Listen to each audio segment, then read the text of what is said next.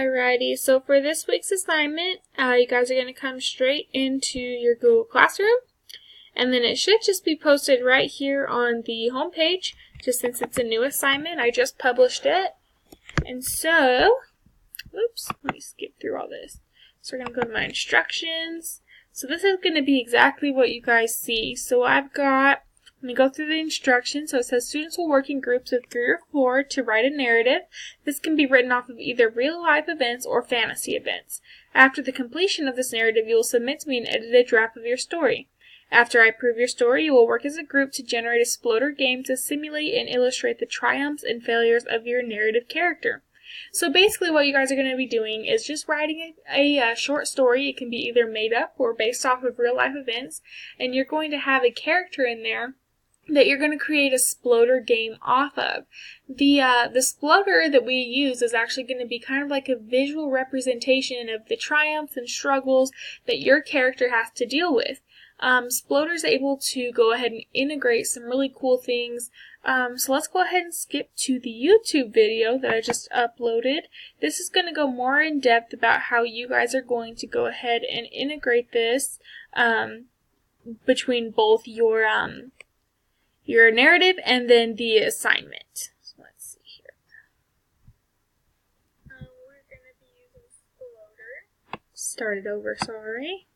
Alrighty, so for this week's assignment, we're going to be using SPLODER, which is this video game which you guys are going to go ahead and generate on your own in your groups here in about a week. So basically you're going to illustrate what happens in your narrative. So for mine, I'm illustrating basically the triumphs and the victories versus the failures of my character. So I've created individual lives. There's going to be a few obstacles, like there's these bats and there's a few things later on. There's also armor that can help them get through. And all of these things are very symbolic of basically the triumphs and the things that are going to aid this character to be able to be successful. So after you've gone through and you've created it, you can make your own backgrounds, you can make your own hills and valleys, and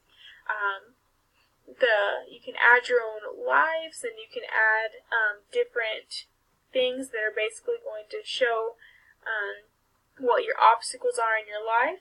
So then you're going to go into game mode, and you can click to play. And so that's when you have control of your little guy. And so you're going to go up if you need to, and you can use your sword by pressing your spacebar. And basically the mission is just to defeat your obstacles. So after you handle that, you get to do the level up. And when you get to level up, you get to go to the next level. Oops, let me finish. Okay, so level completed. You see that? So then we're going to go to level 2, and the mission is still to destroy all enemies. So this level looks a little bit different because I wanted it to look a little different. I used some different obstacles, and I used some different,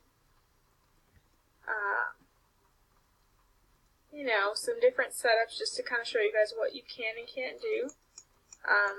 But SPLODER is really exciting in the ways that we can integrate it into our classroom. So now that our mission is accomplished, I'm going to go ahead and publish this into your classroom.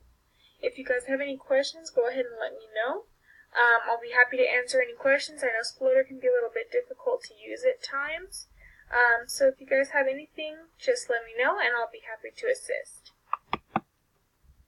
Alright, so there's just a little brief overview of what you guys are going to be doing today.